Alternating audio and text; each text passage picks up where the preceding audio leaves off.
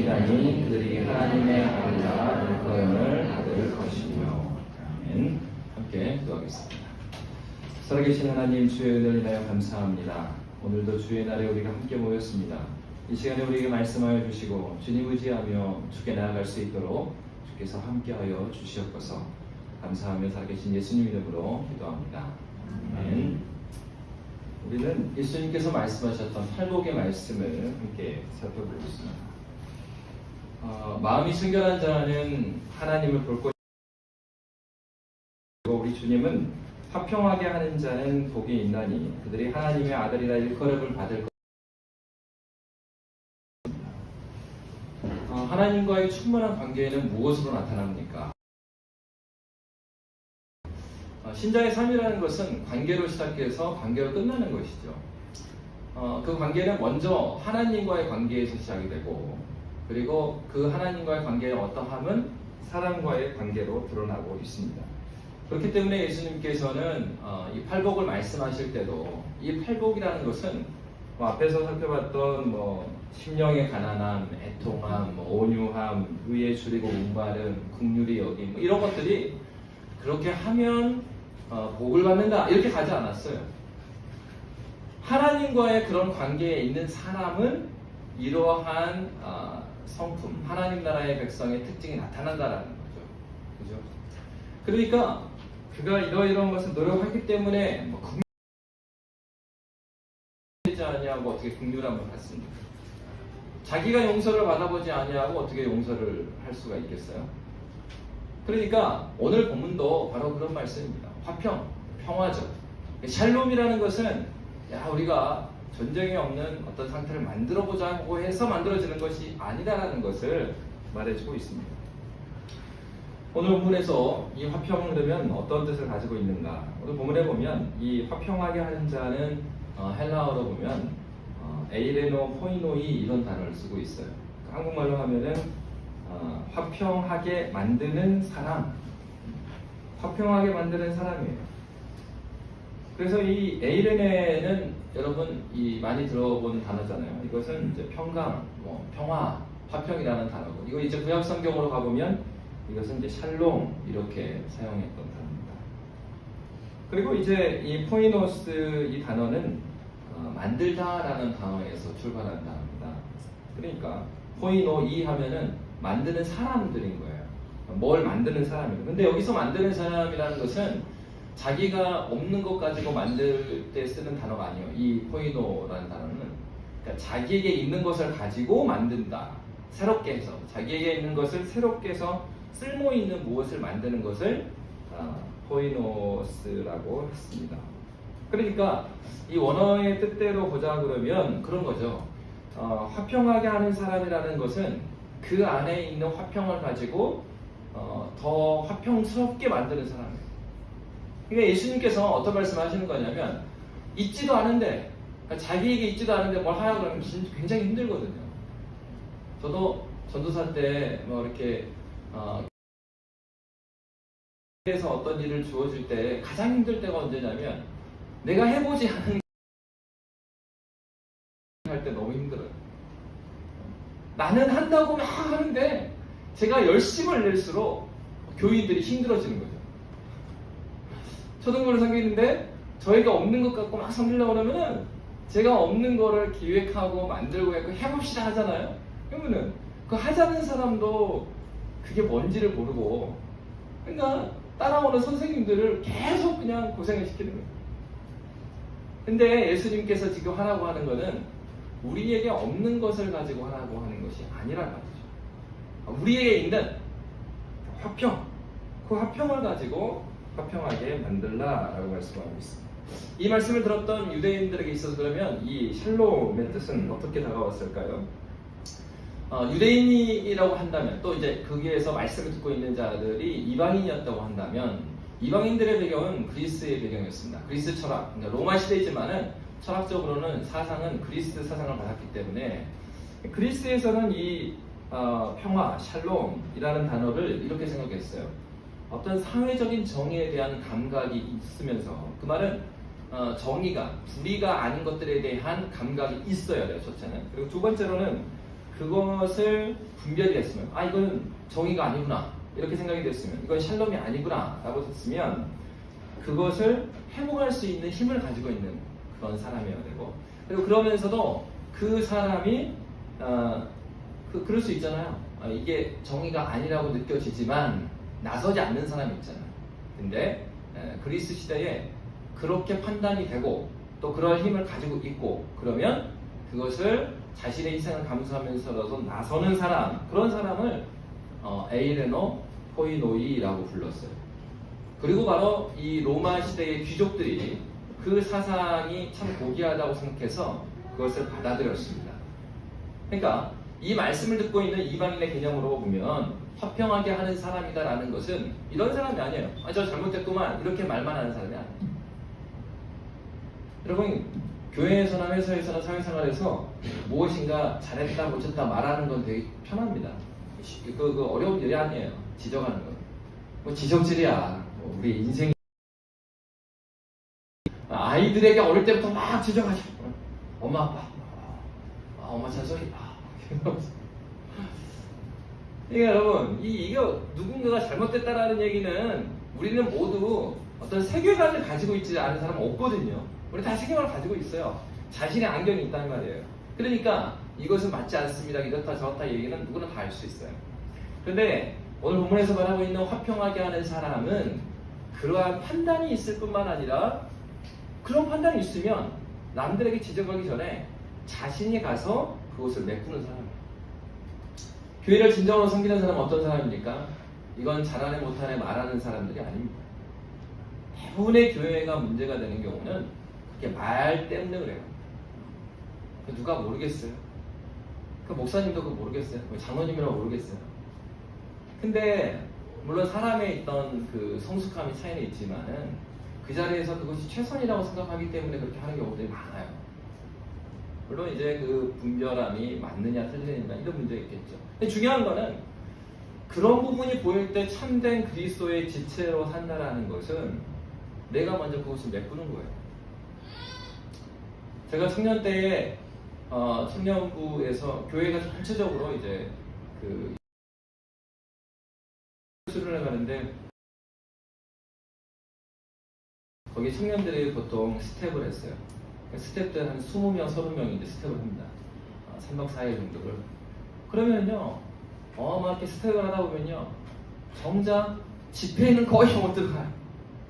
이 집회에 좋은 세미나도 있고, 뭐 훌륭한 목사님, 뭐 훌륭한 강사가 막 오는데, 실제로 이렇게 진행하다 보면은 진행 스텝 같은 경우는 들어가지도 못하는 경우가 많아요. 그랬어요. 청년 때 은혜 받으려고 왔는데 이 교회에서 내가 그냥 노가다 뛰고 좀 사는가. 그 열정페이. 예? 그래서 요즘에 이거 유행하는 말이죠. 이거 뭐 청년들을 열정페이 해갖고 교회가 막, 예? 그 글로 뭐 시킨다, 확대시킨다. 근데 여러분, 저는 청년 때 수년간 수련회에 참석했지만 수년간 말씀을 듣지 못했는데, 그런데도 그 섬김 가운데서 깊은 은혜를 받았죠. 청년부 목사님이 그런 얘기를 했어요. 우리가 그리스도의 지체로 산다라는 그런 지체의식을 가지고 있어야 된다. 그 지체의식은 여러분의 상상 속에 있는 것이 아닙니다. 여러분이 우리 사람에게는 굉장히 유명한 교회일지 모르겠지만 이 교회도 여전히 일반 교회는 똑같은 교회이다. 여러분들이 볼 때 무엇인가 빈자리가 있으면 와서 목사님 이거 안 되고 있잖아요, 저거 안 되고 있잖아요는 그 순원들이나 하는 얘기다. 이제 새가족들이라 그런 얘기 하는 거고, 여러분들은 교회 지체로 산다 그러면 여러분들이 그것을 메꾸는 것이 신앙생활이다. 교회 와서 지적질할 것 같으면은 뭐하러 여기 와서 지적질 하냐. 여러분들 인터넷 앞에서 댓글 많이 쓰면 되지. 신앙생활은 그게 아니다. 교회에 아픔이 있으면은, 교회에 안 되고 있는 부분이 있으면은 그게 내 아픔이죠. 누가 잘못해서 그렇습니까? 내가 더 헌신하지 않았기 때문에 그런 거지. 내가 그 부분을 메꾸는 거예요. 누가 보든지 보든지 않든지. 스텝 지원을 안 한다. 내가 스텝 지원하는 거예요. 여러분 수련회 그렇게 섬기다 보면요, 저녁에도 아주 늦게 잡니다. 또 뭐 여러분 교회에 막 은혜 받으려고 다 수련회 오지만은 정말 뭐 신기한 분이 많아요. 자녀를 데려왔는데 아기를 재워놓고선 기도하러 간다고 기도 굴러 가시는 바람에 애가 깼어요. 엄마 아빠가 사라졌다고 울고 다니는데 스텝이라 그러니까는 애 엄마 아빠 찾아줘야 돼요. 지금 뭐 연락도 안 되죠. 도대체 부모님이 어디 있는지. 와, 밤새 숨바꼭질 하는 거예요. 근데 뭐 이분은 정말 아버지는 너무 은혜 받아갖고 동굴 속으로 들어가갖고 막 몇 시간 동안 기도하고 애가 울다 지쳐하고 자니까 스텝 자매가 안고 자요. 애를 아버지도 아는 청년이 이 애를 안고 잔다고. 그 다음에 만나가지고 엄마와 상봉을 하고 그래서 여러분, 이 청년들이 헌신적으로 섬겨가면서도 그들의 말씀을 못 듣는 경우도 있고 그렇지만 그들의 어떤 소외됨을 느끼고 그런 것이 아니라 거기에서 주님 없는 교회를 섬긴다는 건 이거구나. 여러분, 수련회가 끝나고 이제 물건들을 다 교회로 가져갑니다. 정리를 합니다. 그 성도님들은 다 일찍 다 집에 가시지만은 이 짐을 치우다 보면요, 한 번은 그 해에는 비가 그렇게 많이 왔어요. 여러분, 온가족 수련회 가면은 아이들 프로그램도 다 하거든요. 애들 물놀이 하면 지금이야 뭐 업체 불러갖고 뭐 수영장이든 뭐든 다 그 튜브에다가요, 그 컴프레셔를 가져와갖고 공기를 다 집어넣고 물차에 연락을 하고 물을 다 넣었어요. 그 이제 다 물 다 빼잖아요. 그 물 빼고 나면은 그걸 또 말려야 됩니다. 너무 힘든 거예요. 물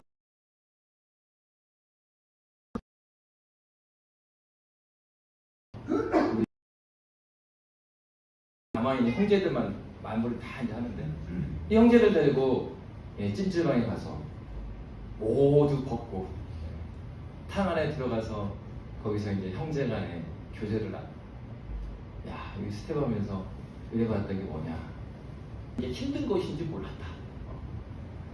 와, 이 엄마 아빠들이 애들을 데리고 예배를 드리는 것이 이게 엄청난 거구나, 그걸 느꼈다. 어떤 주체는 내가 그 새가족일 때, 그리고 내가 이렇게 섬기지 않았을 때 수련회 와서 그냥 좋고 또 몇 가지 불평하고 불평불만했는데 그때 내가 너무 교만했던 것 같다. 아이들이 이렇게 섬겨가면서 주님을 섬긴다는 걸 뭔지를 알아가는 거예요. 여러분, 교회가 화평하게 할 사람이라는 것은 어떤 사람입니까? 과 연약함을 내 아픔으로 여기고 내가 그 자리에 메꿔 나가는 거예요. 큰 독이 있습니다. 밑 빠진 독이 있어요. 선교와 전도 그리고 교육은요, 양육은요, 밑 빠진 독에 물 붓기와 같아요. 여러분, 자녀들 키워보시지 않았습니까? 특히나 홍콩 같은 경우에는 어때요? 여러분들 다 학교를 다니고 있지만 학교에 학비를 내고 또 내도 얘가 아직도 고등학생이 언제까지 이걸 구워야 되나?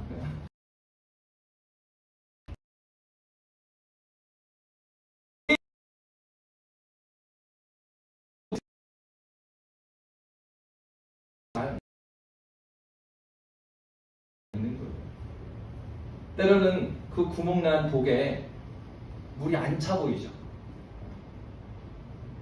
근데 어느 두꺼비가 그 구멍을 막고 있는 거예요. 그 두꺼비가 누군지 모르겠어. 어떤 사람이? 오늘 본문에서 말하는 화평하게 하는 그 사람. 지적질만 하는 게 아니고, 지적질을 하는 게 아니라 저것은 나의 아픔이구나. 내가 많은 것을 가지고 있지 않지만 하나님께서 나에게 준 것으로 그것을 메꿔 가자. 이름 없이 빚도 없이 누가 몰라줘도 그 길을 걸어가고 있는 사람, 바로 그 사람이 화평하게 하는 사람입니다. 여러분, 이 말씀을 들었던 로마인들의 개념이 그거였다는 거예요. 주님을 알지 못하는 자들도 어떻게 생각했어요? 화평하게 하는 사람은 그냥 말만 하는 사람이 아니고 그런 능력이 있을 뿐만 아니라 그 능력을 가지고 자신을 헌신하는 사람으로 그들도 이해했다는 것입니다. 유대인들은 이 말씀 어떻게 들었을까요?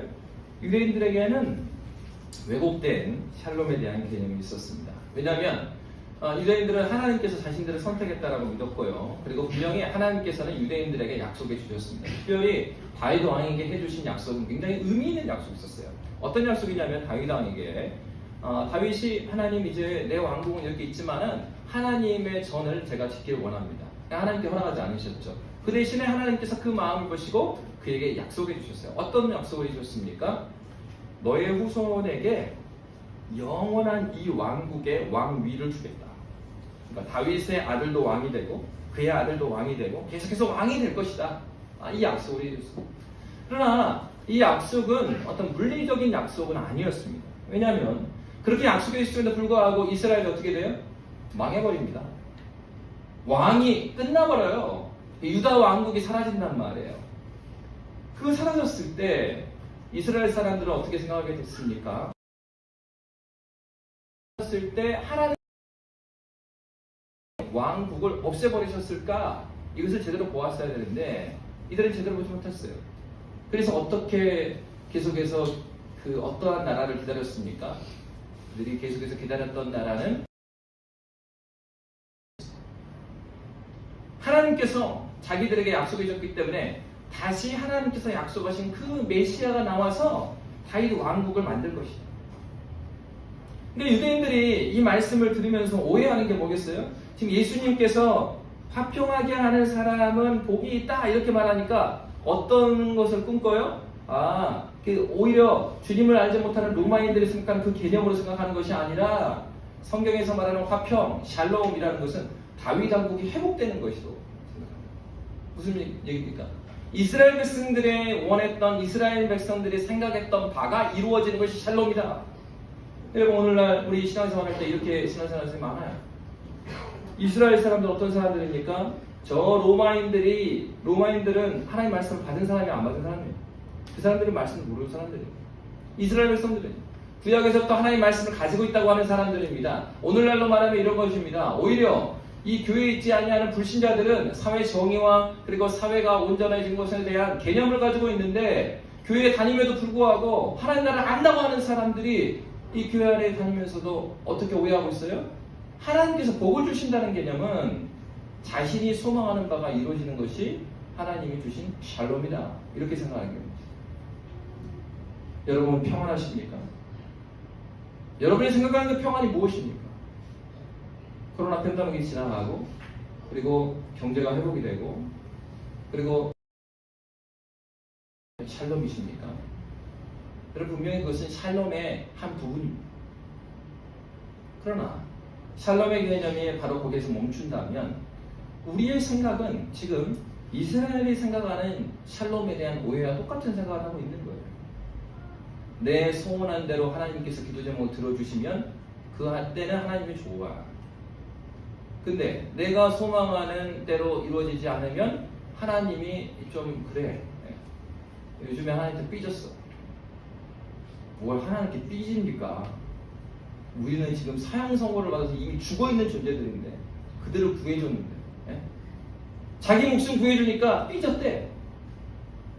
요즘에는 하나님이 저한테 좀 그러신 것 같아요.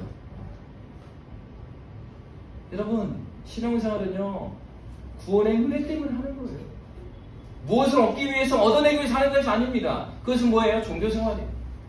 저 무당에다 빌고 있는 사람도요 그 정도는 빌어요. 여러분 하나님께서 무엇을 원하십니까?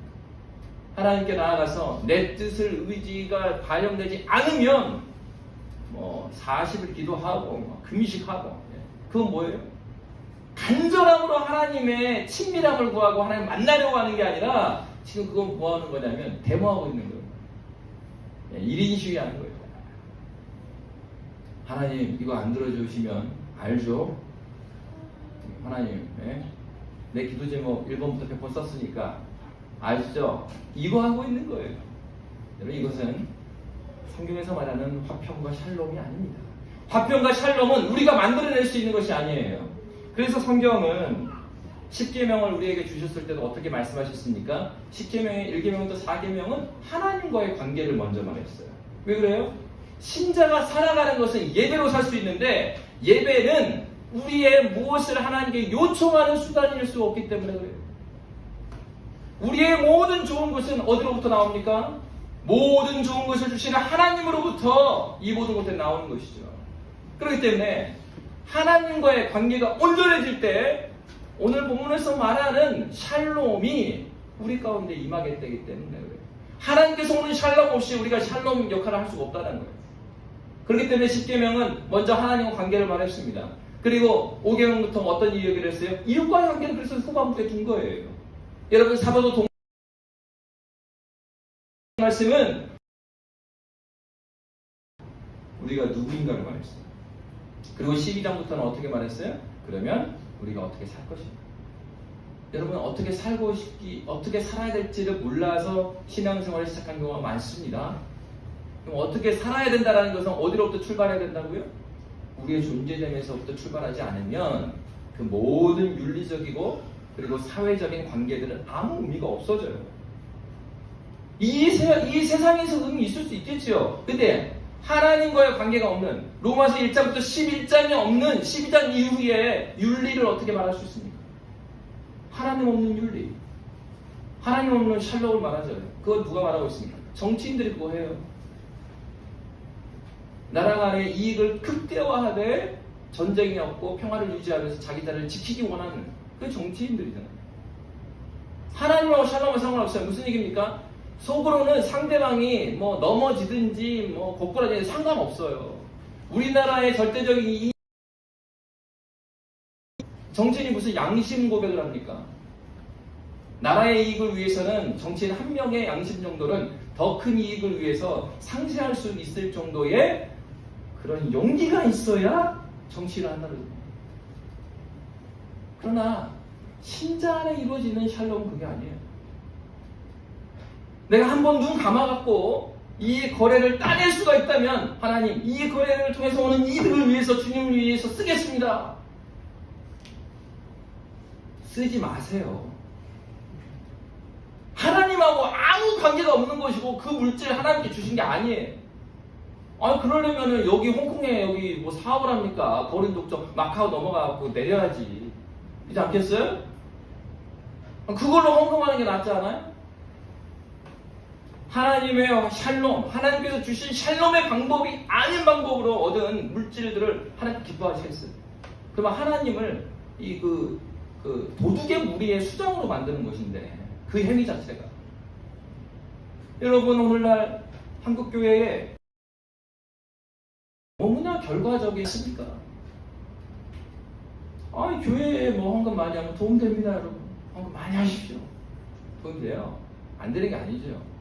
근데 중요한 건 그러한 헌금은 하나님께서 주시는 복과 아무 관계가 없어요. 자신의 삶에서 하나님 말씀 앞에서 몸부림치고 하나님께서 내 안에 이루어주신 샬롬의 어떠함들이 나의 사업지에서도 그리고 내 회사원들에게 있어서도 그리고 내 가족에게 있어서도 우리 교회 교우 관계에 있어서도 그 샬롬이 이루어지기 위한 소망이 없는데 그게 어떻게 그리스도인의 헌신이며 그게 어떻게 그리스도인의 샬롬을 만드는 사람이겠습니까? 여러분 샬롬은 다른 데서 시작되지 않습니다. 샬롬은 우리의 존재됨에서 시작됩니다. 그렇기 때문에 여러분 화평, 이 평화에 실현되는 첫 번째 영역은 우리의 마음속입니다.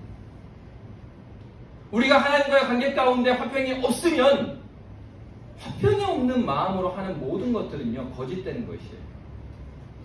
그래서 예수님이 바리새인들에게 뭐라고 그랬어요? 이 외식하는 자들아 마지막 때에 내가 너희를 모른다고 할 것이다. 여러분 하나님께서 하나님이신 예수께서 마지막 때에 경계하셨던 그 말씀들의 핵심이 뭐가 있었어요? 외식하는 거였어요. 야고보서의 말씀대로 한다 그러면 두 마음을 품자. 하나님도 섬기고 그리고 이 세상에서 힘 있는 것도 섬기는 것만. 누가 하나님께 제사 안 지냈다 그랬어요? 유대인들이 제사 안 지낸 적이 있어요? 계속 지냈어요. 그러나 하나님도 섬기고 세상에서 원하는 것도 섬기는 그 이중 플레이라는 거예요. 여러분 회사에서 이 사회에서 어떻습니까? 이중 장부 분식이라는 회계 분식 영어로 하면 그게 코스메틱이라면서요. 회계 장부에다가 화장을 한 거야. 화장 코스메틱한 거예요. 회장. 그 하나님 앞에 그렇게 사는 거예요. 하나님 앞에 화장을 두 얼굴로 하는 거예요. 이 교회에서의 삶은 굉장히 존경받는 사람처럼 살아가고 세상에서 월요일부터는 전혀 딴 사람으로 살아가는 거예요. 그것을 하나님께서는 역겹다고 해요. 그러한 제사를 집어치우라고 그랬어요. 순종이 제사보다 낫다고 하신 이유가 그거죠. 제사를 지내면 뭐합니까? 사울이 앞에 있는 이 전쟁 때문에 마음이 급해가지고 사무엘 오기 전에 자기가 막 제사를 지내버려요. 하나님께 주신 말씀이 있는데 그 말씀이 필요한 게 아니라 지금 상황이 더 중요한 거예요. 하나님, 내 상황이 되게 힘든데 지금 하나님 말씀 조금 그거 조금 내려놓고요. 사업을 할 때도, 이사를 할 때도, 자녀의 진로를 결정할 때도 우리가 어떻게 결정해요? 목사님, 지금 상황이 어떤 상황인데 이거 양해를 해주셔야죠. 그 하나님께도 그렇게 말씀하실 것입니까? 그러면 왜 성경을 믿어요?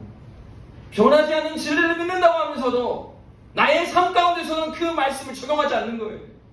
내 안에 샬롬이 이루어졌다고 하면서도 하나님의 그 충만함과 기쁨과 영광에 대한 감각은 없어요. 여러분, 내 안에 이루어졌다는 증거가 무엇인 줄 아십니까? 그 첫 번째는 용서에 대한 감각이 살아나는 것입니다. 용서할 수 없었던 사람을 용서할 수 있고 용납할 수 있게 됩니다. 왜 그렇습니까? 나는 나에게 피해를 준 그 사람보다 더욱더 예수를 십자가에 못 박은 사람이기 때문에. 여러분, 저도 예수 그리스도를 인격적으로 만나기 전에 이 말씀이 그렇게 다가오지 않았어요. 대학교에 들어가서 제가 1년 동안 훈련을 받고 순장이 되었습니다. 2학년이 되었어요. 2학년에서 첫 순모임을 갖기를 원했고 그 순원이 제 과 후배였어요. 그리고 특히나 그 친구는 특별 전형으로 합격을 했어요. 근데 당시만 해도 게시판에다 합격자가 다 붙여있잖아요. 인터넷이 없으니까. 이 친구는 학교에 와서 게시판에 일반 전형에서 찾고 자기 이름이 없어서 떨어졌다고 집에 와서 등록 안 하면 이 친구 떨어져요. 근데 제가 보니까 이 친구가 학교에 시험 보러 왔을 때 만난 친구였어요. 그래서 이 친구가 이제 합격을 했나? 그때 뭐 삐삐도 없고 다 없으니까. 그러니까 집 전화번호만 알고 있고 이 친구 이름을 보니까 특별 전형에 합격이 있었어요. 근데 그날 이 친구가 학교에 왔는지 모르겠어요. 그래서 오후에 집에 전화했어요. 어느 대학의 무슨 과 선배 누구입니다. 누구 있냐고. 얘가 합격했는지 학교를 갔는데 안 들어온다고. 그러냐고. 그럼 이따가 선배한테 전화 왔었다고 이야기하고 어머니한테. 저녁에 전화했어. 저녁에 전화했더니 얘가 술을 먹고 집에 방에 들어가고 쓰러져 있대. 왜 근데 쓰러져 있습니까? 불합격 때 갖고 슬퍼하며 울며. 아닙니다 어머니, 합격했습니다. 특별전형에 있어요 이름이. 이랬던 후배였어요. 지금 이 친구가 너무나 이제 선배한테 고마우니까 교회를 다니기만 하지만 뭐 신앙이 막 있게 있어 그렇지만 성경 공부를 하려고 그러는데 이 친구가 그러면은 그냥 여러분 뭐 믿음 안에서 보지 않아도 얼마나 고마운 선배예요. 이제 성경 공부 약속을 했는데 첫 주에 얘가 빵꾸를 냈어요. 그 스탠드 어디에서 만나는데 안 왔어요. 그래서 그날 저녁에 막 낙심을 하고 전화를 했어요. 야, 너 왜 안 나왔냐? 학교가 너무 커갖고 입구로 들어갔다가 길을 잊어먹고 30분 동안 헤매다가 집에 다시 돌아갔대요. 진실로 믿어주자. 그럼 다음 주에는 우리가 꼭 모여서 같이 모임을 하자. 다음 주에도 안 나왔어요. 여러분, 너무 막 이렇게 막 분이 나는 거예요, 이 마음에. 이 자식이 내가 아니었으면 이 자식이 재수하고 있어야 되는데 이거 지금 본전 생각나죠. 이 자식 괜히 연락해줬나. 이게 뭐 신앙을 떠나도 내가 과 선배인데 그것도 바로 위 선배인데 너무 이런 거 아닌가? 그런 생각이. 하나님께 이제 기도합니다. 그날 밤에 기숙사 옆에 교회가 있었어요. 이제 기숙사 들어가기 전에 이제 항상 기도하고 들어가는 거예요. 기도하는데 하나님이 근데 하나님이 그런 말씀하시는 너는 다른 말씀이 아니라 너는 너는 너무 부끄러운 거예요. 저는 목회자 자녀로 낳고 교회에서 20년 동안 살았고 그랬는데 저는 20년 동안 하나님을 바람맞췄거든요. 심지어는 예배는 나왔지만은 그리고 공과 공부에 들어갔지만은 이 마음속에는 하나님을 경외하는 마음이 없었어요. 내 마음에는 뭐가 있었냐면 아버지 체면을 살려드리죠. 그래도 우리 아버지가 담임 목사인데 담임 목사 아들이 못한다는 소리를 듣게 하면 아버지 체면이 말이 안 되잖아요. 이 20년 동안 신앙생활을 뭘 위해서 했냐면 체면을 위해서 했어요. 그래 아버지 욕먹지 않게 하고 나도 착한 아들로 비춰주잖아. 하나님께서 마음속에 너는 20년 만에 나를 찾지 않았냐. 걔 이제 한 2주 빵꾸냈다고. 야 이마 너 양심이 있으면 네가 그러면 안 되지. 하나님께 막 얘기했어. 하나님 내가 사랑이 없군요. 하나님이 20년 동안이나 나를 기다려주고 계속해서 그리고요 차라리요 교회 밖에서 사고 치면 괜찮아요. 저는 교회에서 살면서 20년 동안 사고를 치고 사는 거예요. 차라리 자기만 혼자 사고 치면 괜찮은데 목사들 돼갖고 동네에 가서 예? 남의 집 서래에 걸려갖고 목사들이 도둑놈이라는 소리 듣게 만들고 예? 그래가지고 안 했다고 거짓말 했는데 어머니가 빨래 안 했는데 주머니가 빨개 그냥 딸기로 진짜 젖어가지고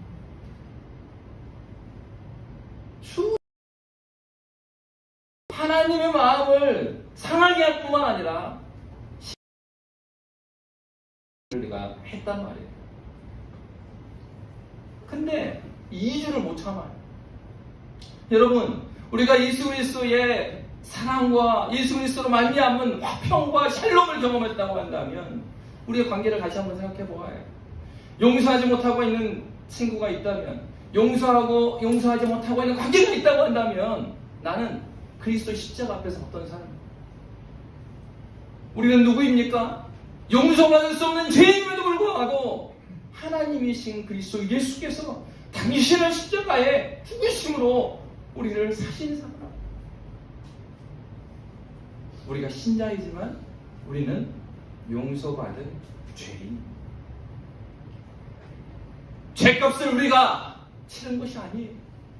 예수께서 치르셨어요. 목숨값을 치르셨어요.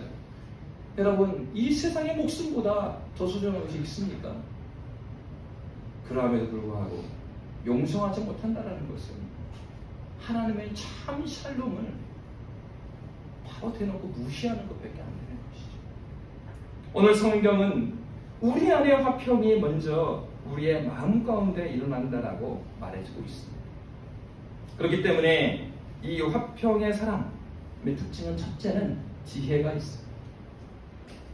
예수를 만나는 순간 그에게 하나님이 가장 존귀한 분임을 인식적으로 깨닫게 해주시고요. 그럴 뿐만 아니라 그렇게 되면 우선순위가 달라지는 거예요. 내가 이사해야 되고 내가 직장을 선택해야 되고 그 기준이 무엇인데 첫째는 하나님의 영광입니다. 사업적으로 이게 돈이 더 잘 벌리고 이런 인포메이션 중요하고요. 이 정보 그리스도인도 따져야 합니다. 그런데 그 따지는 정보들이 하나님의 영광보다 우선되면 안 돼요. 그 싸움을 하시는 거예요. 세상에서 주는 인포메이션과 데이터가 나를 주도하는 것인가 아니면 하나님의 영광을 위한 내가 A라는 회사 B 회사를 놓고 기도해요? A라는 대학 B 대학을 놓고 기도해요? 나는 누구인가? 내가 신자로서의 이 사명 하나님 나라의 소금과 빛으로 살기에 그리고 하나님의 화평을 더 잘 증거하기에 나은 대학이 나에게 어떤 대학인가? 어떤 과인가? 그리고 어떤 직장인가? 이것이 나의 연봉과 재반 환경들보다 월등히 높아야지 그렇지 않는 것은 내 안의 화평을 경험하지 못한 것입니다. 분명합니다. 은혜가 많이 떨어져서 이 분별이 흐트러질 때도 있습니다. 그러나 분명히 본인도 하나님 앞에 알아요. 참된 신자는 자신이 하나님 앞에 나갈 때 압니다. 그의 양심 가운데 성령 하나님께서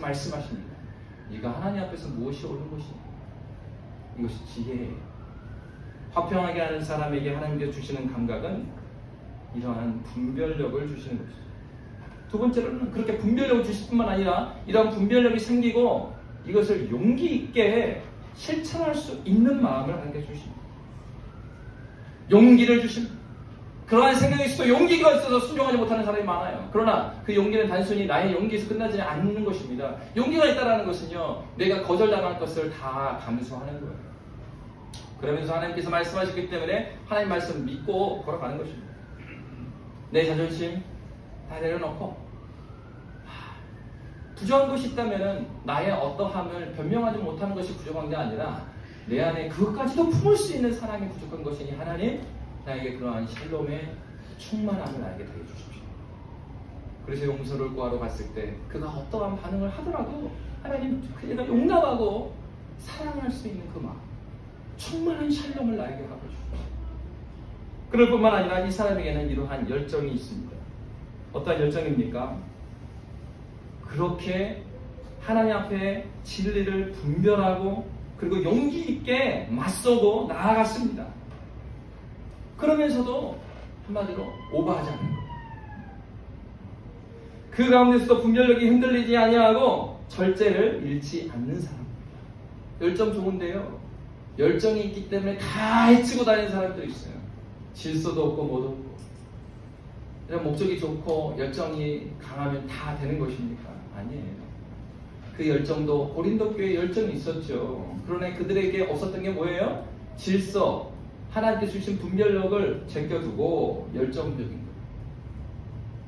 성경에서 말하는 하나님에 대한 충성과 그리고 화목해하는 데에서는 이러한 지성의 사격, 분별하는 그리고 정서적인 용기 있는 그런 기계 그리고 그것을 실천할 수 있는 의지적인 순종이요, 균형을 맞추고 있는 사람. 그래서 하나님께서 허락하신 이 지성의 작용에 의해서 이 정성과 의지가 다스림을 받는 사람이에요. 그래서 여러분 그런 말 하잖아요. 저 사람 지금 뚜껑 열려버렸어요. 뚜껑 열린 사람이거든요. 지금 이게 작동 안 해요. 아이들 중에 그런 사람도 있습니다. 아이들 중에 있어요. 이게 잘못됐다는 게 아니라 그냥 특성인데, 어떤 아이들은 막 이렇게 화를 낼까 말까 막 고민하면서 화내는 애가 있고요. 어떤 애들은요 막 화내. 야, 너 왜 화내지? 막 대화하고 왜 화냈어? 그러면 다 잊어먹었어요. 왜 화내는지 있는 사람이 있어요. 그런데 우리가 하나님 앞에 샬롬을 경험한다는 것은요, 우리의 정서나 의지가 하나님의 말씀의 기준에 순종하는 훈련을 받는다는 거예요. 내 그 정서가 요동하면 오늘은 어쩐지 이렇게 교회 안 갈 거야 같은 그 느낌적 느낌이 있어. 여보 혼자 가. 왜 그래도 예배는 드려야지. 아니야 그 진짜 몰라도 돼. 여자한테 육감이라는 게 있어. 오늘은 안 가야 될 것 같아. 그렇게 되는 게 아니고요. 그거는 지성을 던져버리는 거예요. 목사님 아무래도 저 형제가 내 형제 같아요. 그래 다른 건 모르겠지만 그 형제가 예수를 만났니? 목사님 그게 중요한 게 아니고요. 저 사람일 것 같아요. 왜? 어떤 뭐 응답을 받았니? 그런 게 있어요. 뭔가 이렇게 왔어요. 여러분 안 믿는 사람도 뭐가 오지 않고 결혼 안 하는 사람 없어요. 아니 불신자라도 뭐가 와야 결혼하지. 그 없는 사람이 무슨 결혼합니까?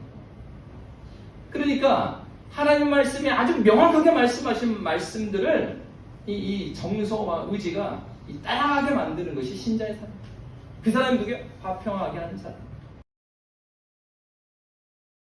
이렇게 하나님께서 화평케 하는 사람은 이러한 신앙을 가진 사람입니다. 그에게 용서, 그리고 그의 사랑, 그리고 나의 자존심과 나의 어떠함보다도 하나님의 영광이 너무나 감동스러워요. 제가 처음 예수를 만나고 나니까 어떤 마음이 있었냐면요, 무슨 사실은요, 이게 뭐 성경에서 뭐 하나님의 영광 막 말하지만은 저 안에 있었던 거는 뭐 하나님의 영광 또 뭐 구속의 은혜 뭐 이런 거는 뭐 교리 공부하고 신학 공부해서 알게 되는 용어지. 그때는 어떤 마음이 있었냐면 그거예요.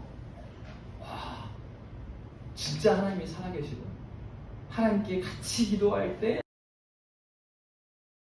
충만하게 함께 하시는구나. 와, 이걸 뭘로 표현할지 모르겠는데, 이게 우리 후배들한테도 있었으면 좋겠다. 어? 우리 교회 다니는 우리 집사님들이나 우리 친구들도 그게 있었으면 좋겠다. 그 마음이죠. 여러분, 샬롬을 경험하셨습니까?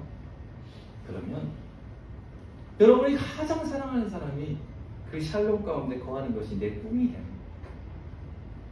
다른 비전이 있는 것이 아니라 하나님이 주신 그 샬롬이 그에게 돼요. 그렇기 때문에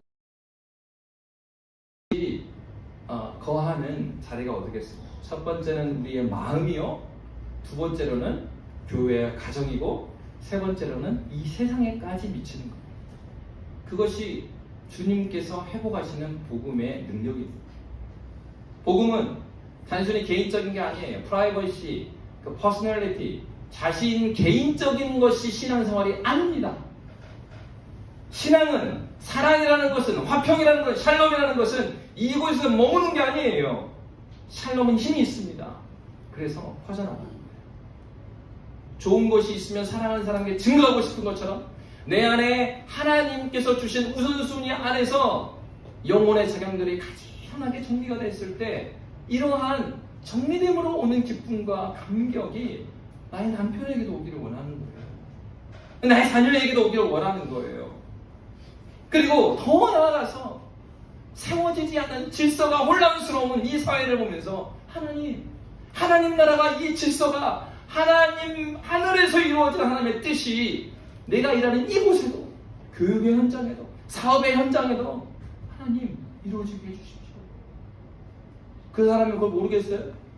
그 판이 너무나 부패했다는 걸 모르겠어요? 그럼에도 불구하고 지금 당장 하나님 나라와 같이 회복되지 않았음에도 불구하고 소망을 놓지 않아요. 하나님, 나에게 주신 것으로 내가 섬기겠습니다. 나에게 주신 화평으로 나에게 주신 이 자리에서 하나님의 질서를 이곳에서 세워나가겠습니다. 화평하게 하는 사람이 이런 사람이죠. 여러분의 자녀 교육에 있어서, 여러분의 학업에 있어서, 여러분의 가르침의 현장에 있어서, 여러분의 사업하는 현장에 있어서 이러한 질서가 세워지고 있으십니까? 바로 이러한 사람들은 결국에는 어떠한 마음을 갖게 될까요? 이 사회에 대한 관심도 갖게 될 수밖에 없는 거예요. 북한 동포에 대한 간절한 기도가 할 수 있게 되는 거예요. 본 적이 없고 만난 적이 없지만 여러분, 몇 해 전에 그랬습니다. 저희 섬기던 교회에서 교회를 섬겨나가는데 북한 돕기를 막 할 때예요. 뭐 뉴스에서 그런 얘기가 막 나와요. 북한을 왜 돕느냐 막 이런 식으로. 여러분, 그때 북한 선교 강사를 불러가고 교회에서 함께 말씀을 듣는데 그분이 그 얘기를 해주는 거예요. 지금까지 남한이 북한을 도운 거 벌써 수해 전입니다. 한 7년 전인가 그러니까. 지금까지 남한이 북한을 도운 거 돈을 다 합쳐도요, 우리 남한 인구를 전 인구로 나누게 하면요, 한 사람당 3,000원 더 왔답니다. 3,000원 더 왔대요. 3,000원. 통일이 되고 할 말이 있겠어요? 저 사람들은 굶어 죽고 있는데 커피값도 준 적이 없는 사람들이 무슨 동포라고 말할 수 있겠냐 이거예요. 그것도 복음을 지녔다는 사람. 너무 양심이 부끄럽지 않아요? 자녀의 문제에 있어서는, 사업의 문제에 있어서는 몇백만 원, 몇천만 원, 수도 없이 빚을 내서라도 돕는 사람들이 굶어 죽고 있는 동포를 위해서 돕자 그러면은 뭐 이념 이야기를 하면서 너무 잔인한 것이죠. 여러분, 하나님 나라의 화평을 지닌 사람은 가정과 그리고 교회와 그리고 이 사회의 문제까지도 나의 아픔으로 감고 기도하는 사람. 돌아가신 김준건 목사님이 그러셨어요. 그분이 항상 말씀을 전하시면서 그래요. 민족의 아픔이 나의 아픔이에요. 그분의 자녀가 공산당한테 죽었어요. 그럼에도 불구하고 이 목사님이 대학생 선교회를 이끌면서 흑염소 보내기로 했습니다. 학생들한테 흑염소를 막 먹으면 그 흑염소를 몰고 북한에 보내주고 막 그랬단 말이에요. 돈을 주면 딴 데로 쓸까봐 흑염소를 사가지고 배에 실어갖고 막 보냈던.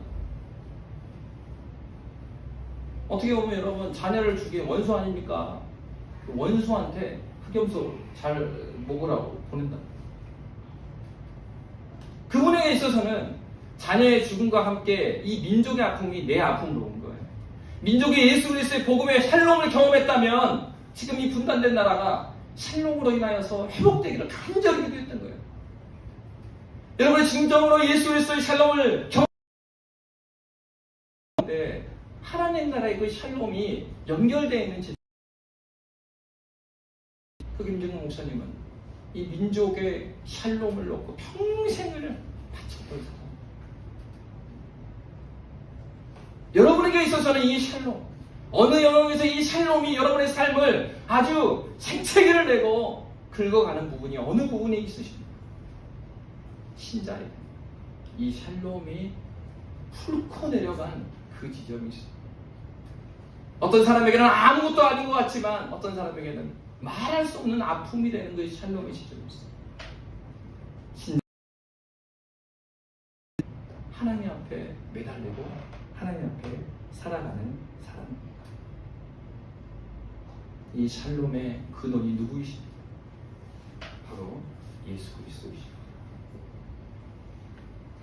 주는 평화 막힌 담을 모두 허셨네.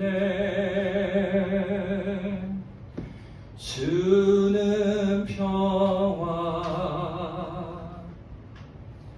우리의 평화.